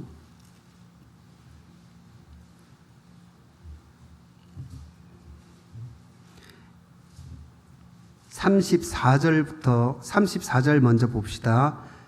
예수님이 십자가 달리셨을 때 그중 한 군인이 창으로 옆구리를 찌르니 이때 주님의 몸이 찢어졌어요. 성찬의 떡 대신 주님의 몸이 찢어지는 장면이에요. 예수의 생명의 떡이 찢어져서 인류에게 나눠지는데 그게 로마 병정의 창으로 옆구리가 찔려서 찢어진 장면이고, 그 다음에 뭐가 나옵니까?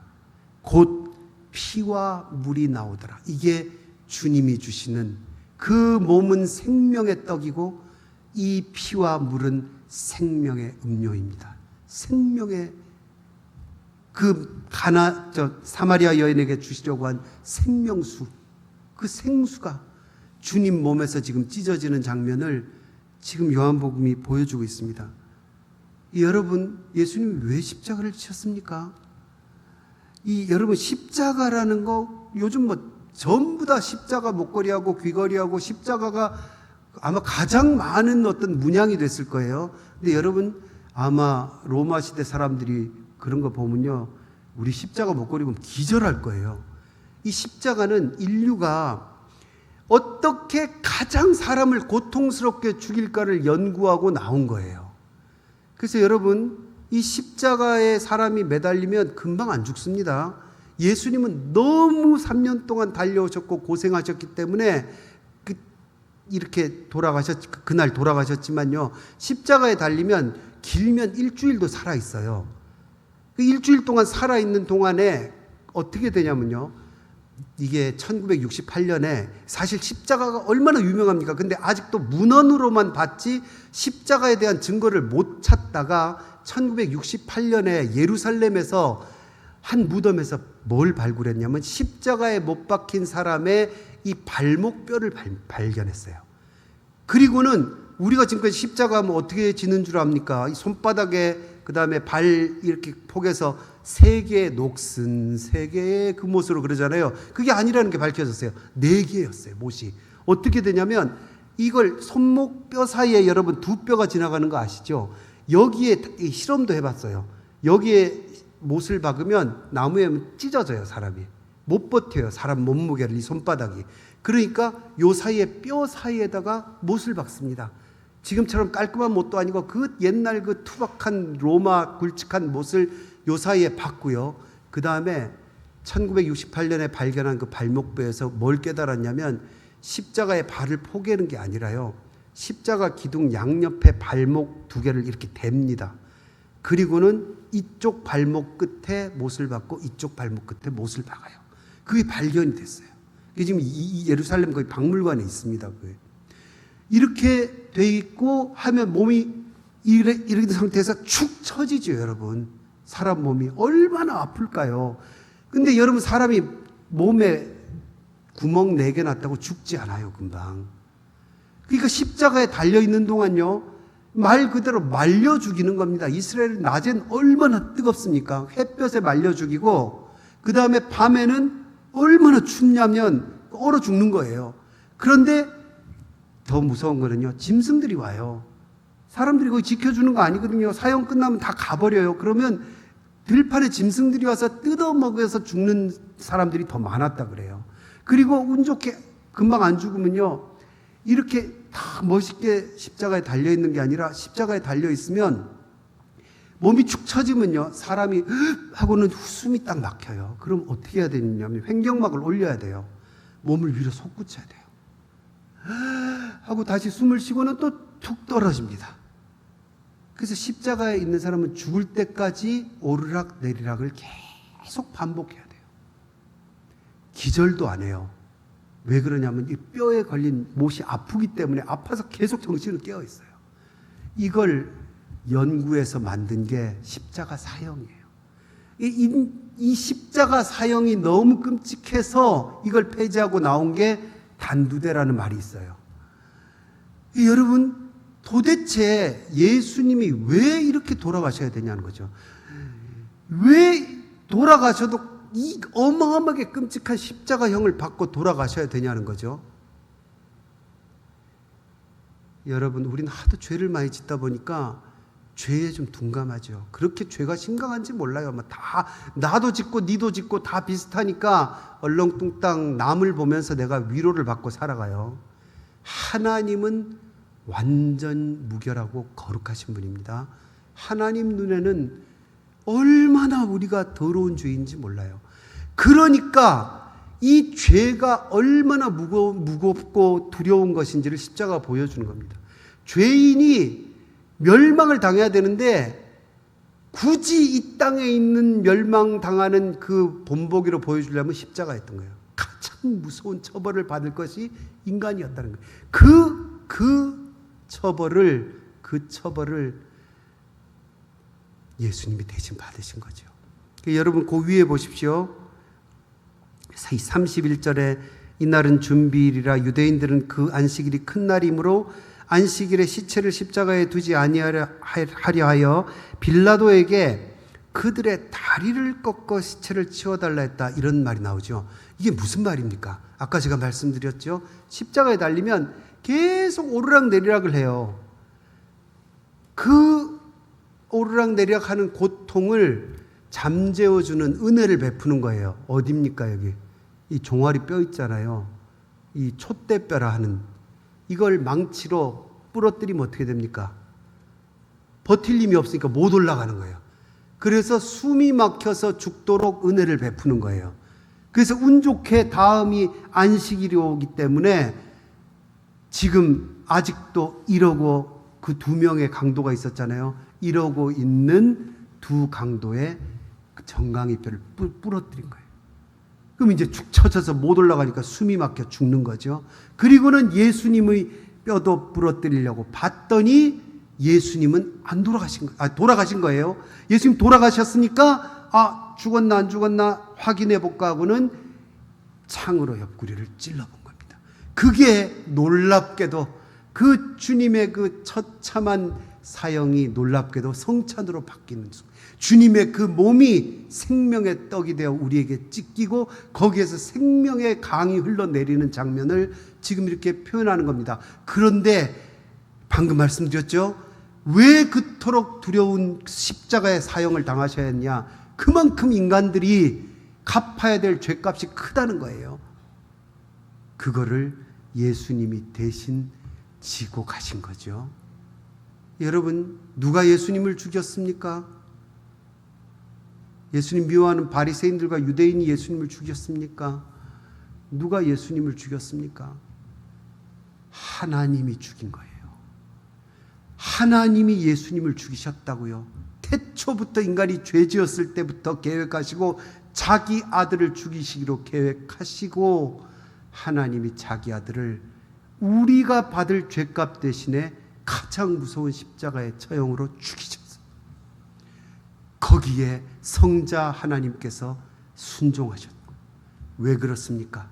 목자 없는 양 같은 우리가 불쌍해서 이 불쌍한 우리에게 생명과 영생을 주시기 위해서 자기가 생명의 떡이 되시고 자기가 생명의 음료가 되시기 위해서 십자가에서 몸을 찢으시고 물과 피를 흘리셨죠.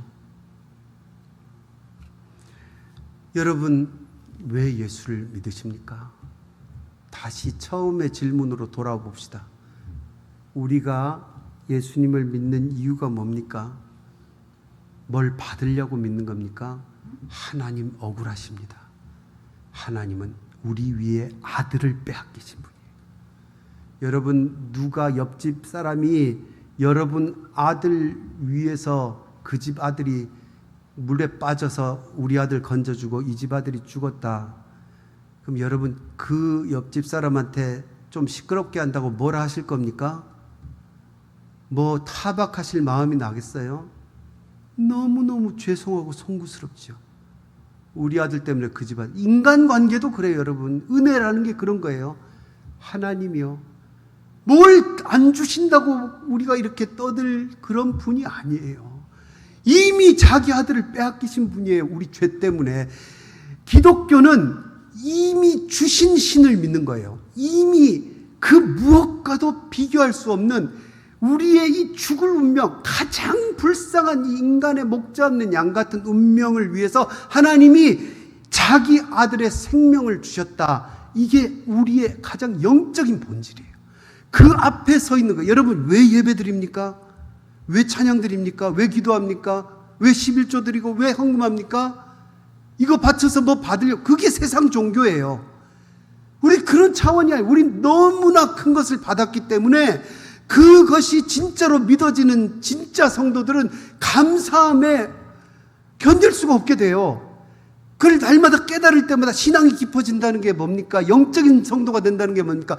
그 사실을 더 깨닫고 그 사실을 더 실감하는 게 그게 신앙이 깊어지는 거예요. 내가 점점 더 내가 또 이렇게 못난 존재인데, 여러분 신앙생활하면서 컬컬하다, 섭섭하다, 교회 오면 목사님도 장로님도 섭섭하고 컬컬하고, 이러면 왜 그런지 압니까? 내가 커져 있기 때문에 그래요. 하나님은 낮고 내가 커져 있으니까, 요 간격이 은혜거든요. 하나님은 별거 아니어 보이고 나한테도 별로 섭섭하게 하는 것 같고, 나는 이만큼 높아지고 이렇게 똑똑하고 잘난 성도고 하다 보면 이 사이에 은혜가 작아져 버리는 거예요. 그러니까 은혜를 못 받는 거죠. 여러분, 내가 낮아지고 하나님이 얼마나 높은지 알고 내가 얼마나 큰 죄인인지를 알수록 그 은혜가 내 속에 넘치는 겁니다.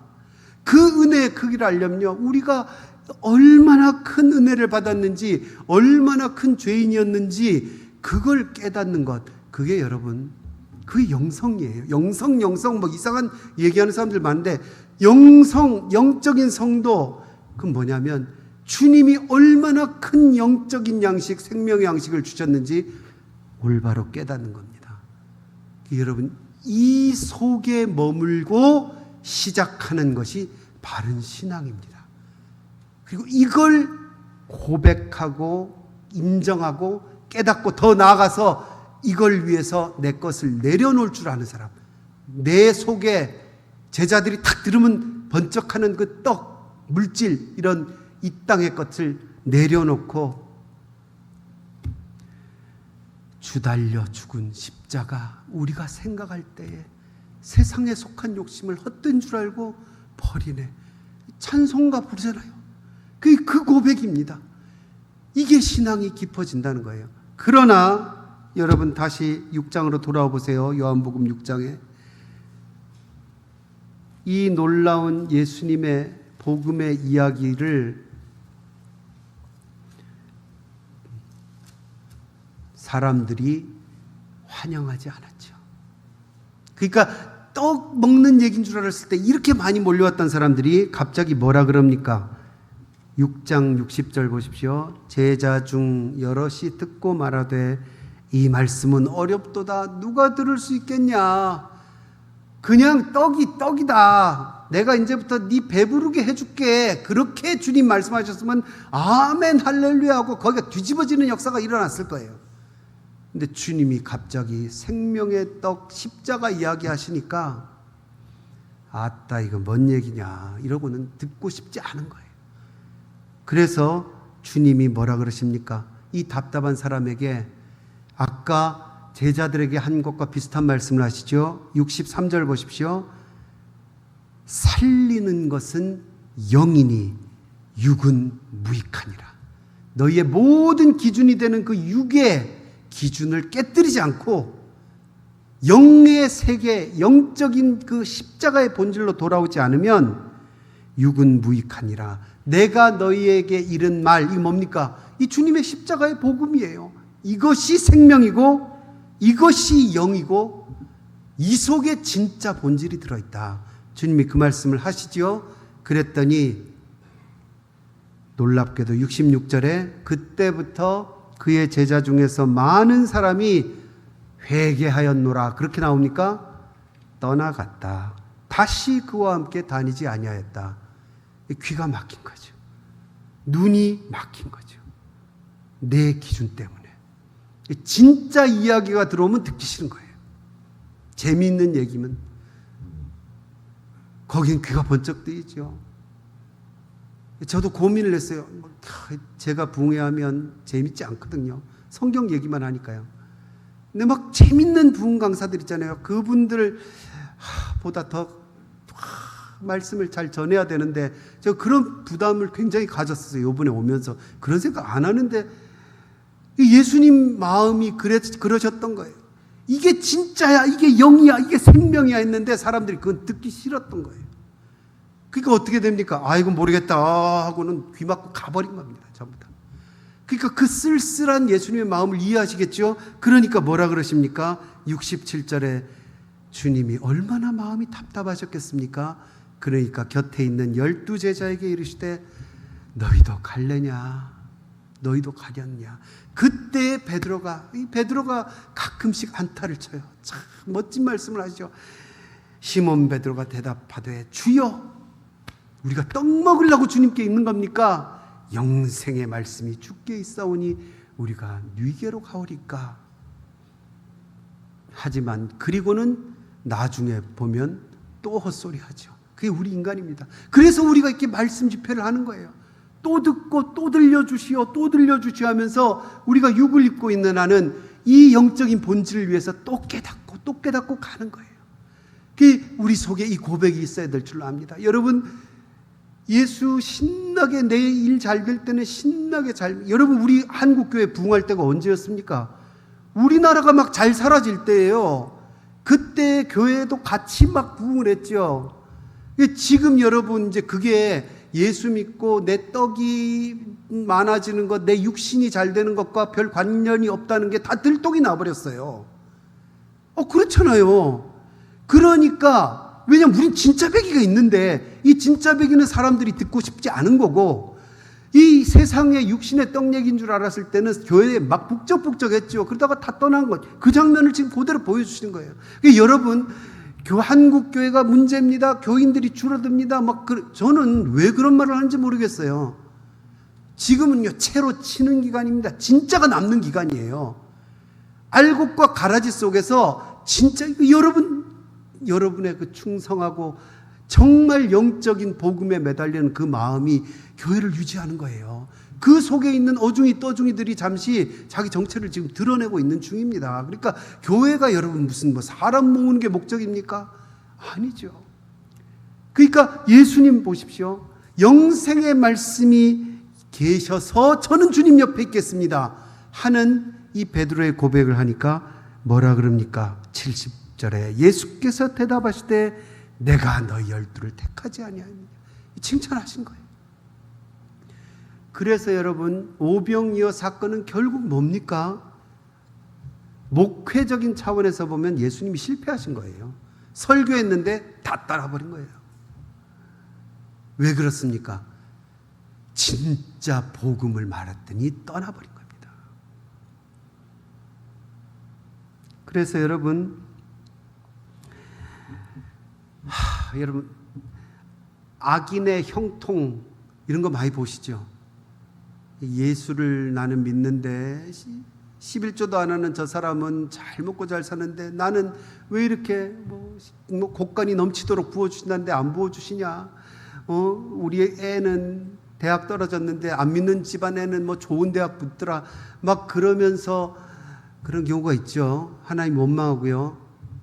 저질 크리스찬입니다, 여러분. 그러지 마세요. 예수 안 믿는데 잘 되는 사람 보면요, 진짜 불쌍한 사람이에요.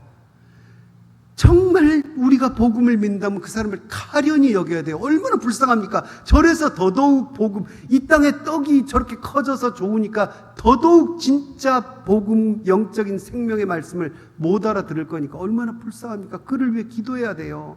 이게 진짜 하나님이 원하시는 거죠. 그게 영적인 성도예요. 그래서 이 차원으로 올라가면요, 그 다음에 놀라운 일이 벌어집니다. 여러분, 지금 우리가 다시 돌아와 보세요. 마가복음 8장에서 시작했잖아요. 이걸 기억해야 된다. 이 두 가지를 왜 기억하지 못하느냐, 지금 그 말씀하셨잖아요. 그 첫 번째가 오병이어였어요. 오병이어에서 이 땅에 있는 떡 얘기가 아니라 진짜 생명의 떡 대신 주님의 그 복음에 집중해야 된다. 그걸 말씀하신 다음에 그 다음에 20절에 칠병이어도 기억해야 된다, 이렇게 말씀하셨어요. 여러분, 칠병이어가 바로 옆에 나오잖아요. 8장에. 8장에 보면 떡 7개와 물고기 2마리로 이번에는 4,000명을 먹이셨거든요. 그래서 여러분, 칠병이어 설교를 많이 들어보셨습니까? 요새 설교 들을 때가 많잖아요.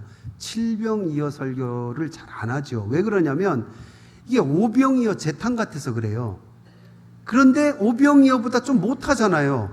4,000명 먹은 사람은 4,000명이고 좀 못하고, 광주리도 12바구니인데 7개 좀 못한 것 같고, 떡은 더 많은데 더 조금 먹은 것 같고, 그러니까 이걸 육적인 메시지로 하니까 칠병이어는 별로 할 필요가 없다 해서 별로 설교가 안 되는 거예요. 그러나 여러분 잘 이제 보십시오. 칠병이어는 오병이어와 완전히 다른 사건이에요.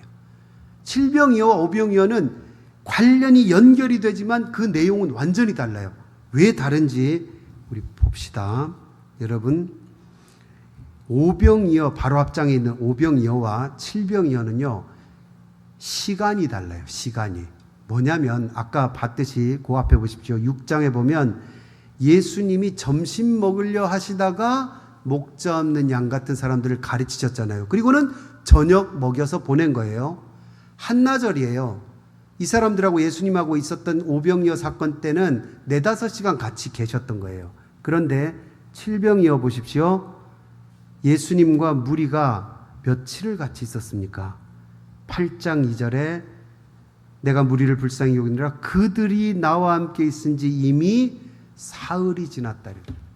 여러분 한나절 잠깐 이렇게 있는 거하고요 3박 4일 이거 2박 3일 3박 4일은 전혀 다릅니다.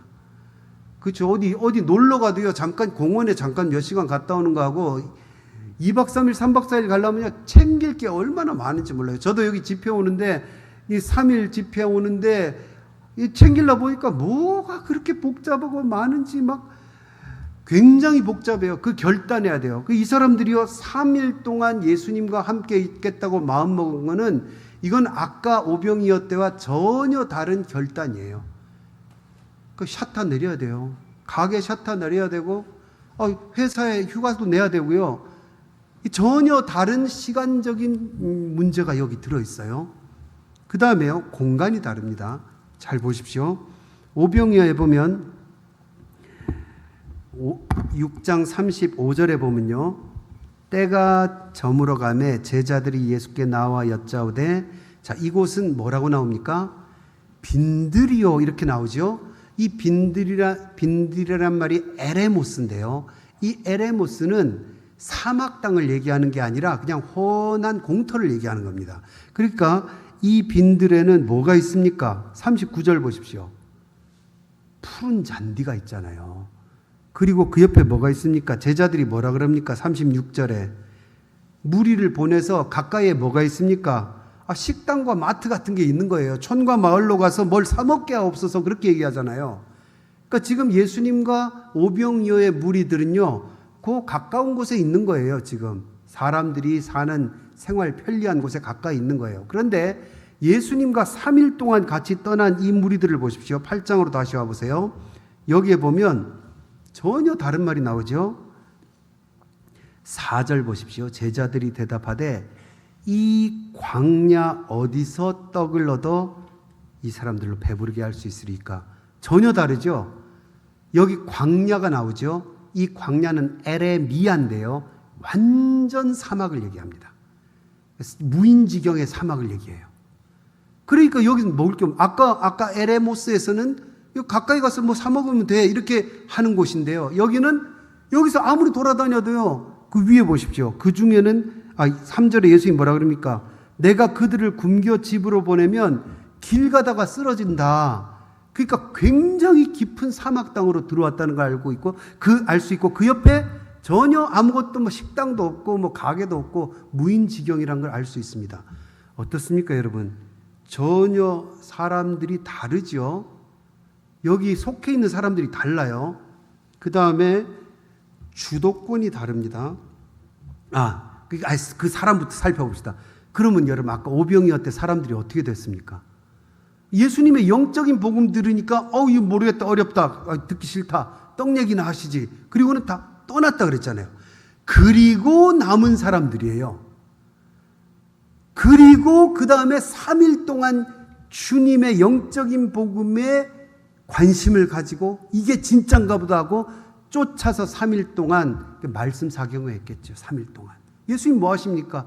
늘 말씀 가르치잖아요. 생명의 말씀을 가르치시는 그 주님 말씀 들으려고 일상을 내려놓고 문 닫고 3일 동안 여기 와가지고 쫄쫄 굶으면서 말씀 듣던 사람들이에요. 그러니까 오병이어의 사람들과 전혀 다르죠. 그래서 칠병이어의 사람들은 한마디로 말해서 영적인 사람들이에요. 이 땅의 물질적인 것에 관심이 있던 오병이어의 사람들, 수많은 사람들이 영적인 얘기 나오니까 떠나버렸어요. 그런데 물질에 관심이 있으면 안 되고 영의 본질을 알고 그게 생명이라는 걸 주님이 말씀하시니까 그걸 들은 이 사람들은 야, 진짜 생명을 얻기 위해서는 주님 따라야 되는 거라고는 이 광야까지 쫓아온 거예요. 남은 자들이죠. 진짜 성도들이죠. 제자들이죠.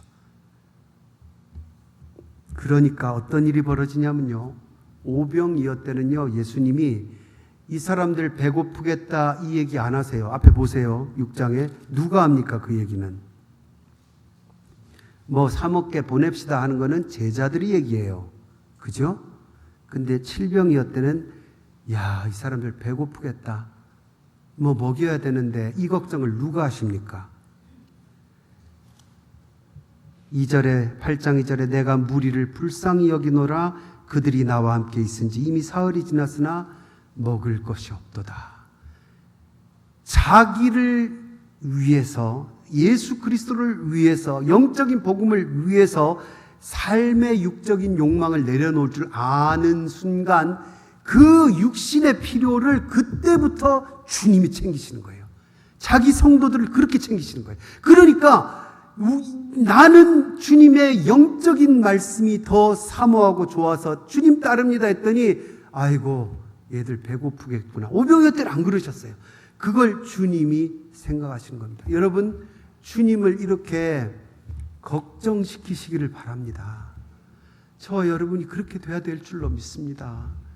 쟤는 그 뱃속에서 있던 그 제자들처럼 뭔 얘기만 하면 떡 이렇게 들리는 그런 사람의 수준이 아니라 생명과 복음을 위해서 주님 섬기고 따르는 것을 위해서 야, 쟤 큰일 나겠다. 저렇게 삶 속에서 자기의 욕심을 내려놓고 나를 따르는구나 하고 목자를 걱정시키는 양이 돼야 된다는 거예요.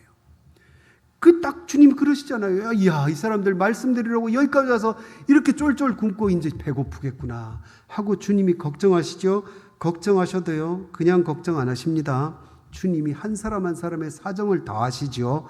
보십시오. 3절에 보면 만일 내가 그들을 굶겨 집으로 보내면 길에서 기진하리라 하고는 그 무리 속에 누가 왔는지 다 아세요. 그 중에는 멀리서 온 사람들도 있다. 한 사람 한 사람 자기를 따르는, 목자는 양을 아는 사람이에요. 한 사람 한 사람, 우리 한 사람 한 사람이 하나님의 나라와 하나님의 의를 위하여, 주님의 생명의 복음을 위하여 그분을 진심으로 전심으로 내 것을 내려놓고 따라갈 때에, 그때에 주님께서, 우리 한 사람 한 사람을 아시는 주님께서 염려하시는 겁니다.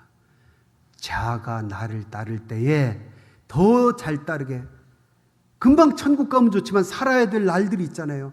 이 삶 속에서 더 나를 잘 따르게 하려면 내가 도와줘야 되겠다. 그때 주님의 도우심을 주시려고 주님이 내려주신 기적이 칠병이어의 기적입니다. 떡과 생선이 오병이어 때와 전혀 다른 거예요. 오병이어 때의 떡과 생선은 예수님의 십자가의 보혈이에요.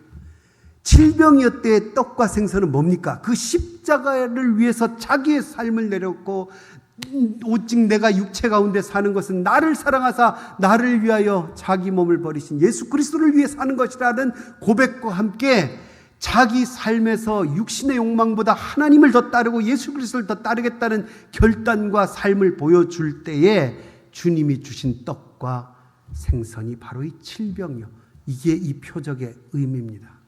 그래서 여러분, 어느 복이 더 큰 복인지 느낌이 딱 오시죠? 오병이 얼마큼 남았습니까? 오병이요 12, 잘 보십시오. 12바구니예요. 바구니, 손바구니를 얘기하는 거예요. 이 12바구니가, 여기는 칠병이어는 얼마나 남았습니까? 이 바구니는 코피노스라 그러거든요. 말 그대로 이 꽃바구니 조그만 거예요. 근데 이게 7 광주리가 남았다 그랬잖아요. 광주리는요, 스피리스라 그러는데 헬라어로, 바울이 다메섹에서 그 광주리를 타고 도망가는 장면 아시죠? 그게 스피리스예요. 사람이 하나가 숨을 만한 큰 바구니를 얘기합니다. 그러니까 어느 게 훨씬 더 많이 남은 겁니까? 칠병이어의 기적이 훨씬 더 큰 하나님의 은혜가 담겨 있다는 거예요.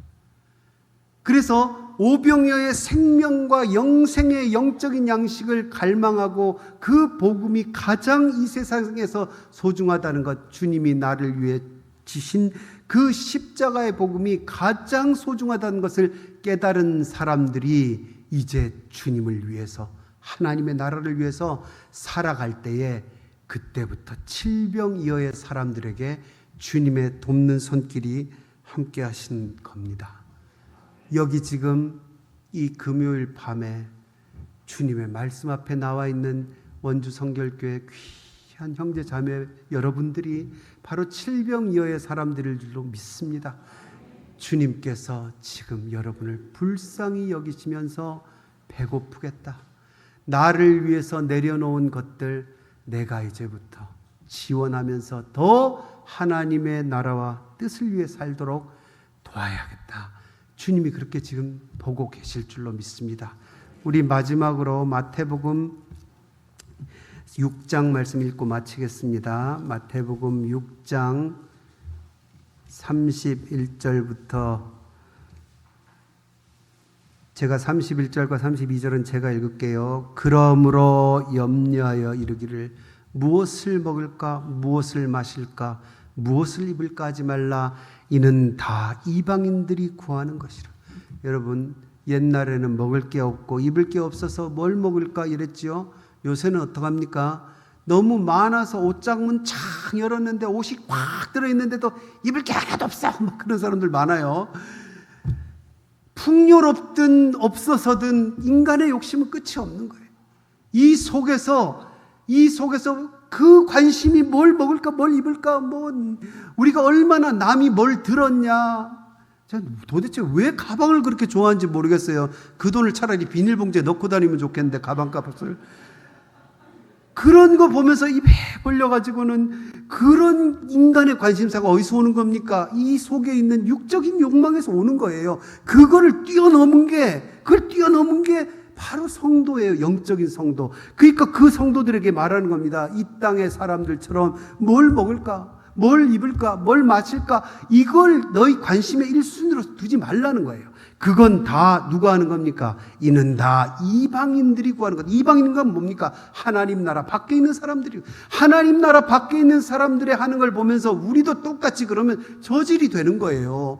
나를 위해서 십자가에 자기 아들을 죽이신 하나님이 보실 때 얼마나 답답하고 가슴이 아프시겠어요. 그러니까 그 본질을 아는 진짜 영적인 생명을, 십자가를 영적인 생명으로 삼는 이 성도들을 향해서 주님이 뭐라 그러십니까?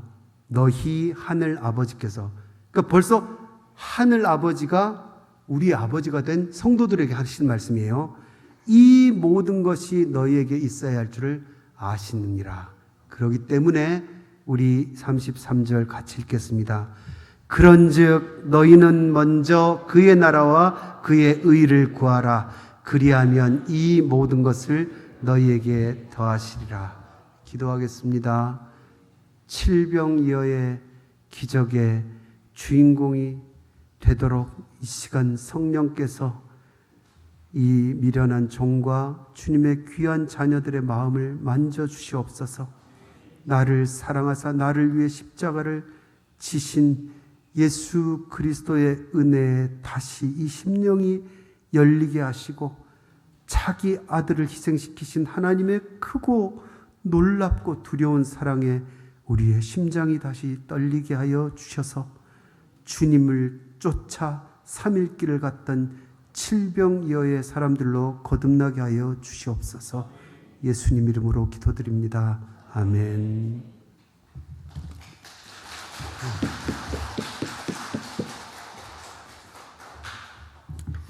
예, 감사합니다. 귀한 말씀. 우리 부흥회고 또 더군다나 금요일입니다. 금요일 원래 기도하는 날이죠. 우리 이 시간에 아까 했던 찬양, 마지막 찬양 한번 같이 할까요? 하나님을 만나면 끝난 것이다. 우리 찬양하고 이 밤에 함께 말씀 붙잡고 기도합니다.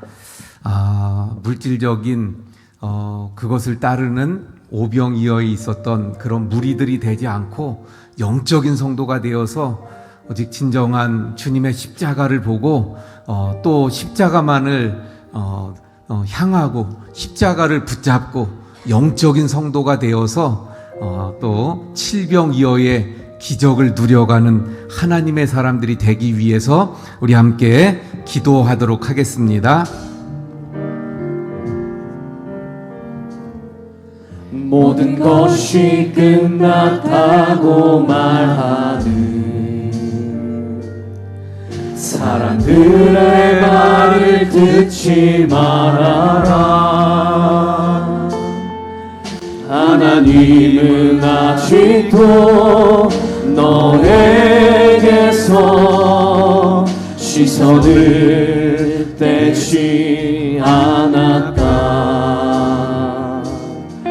세상에서 답을 찾지 말아라.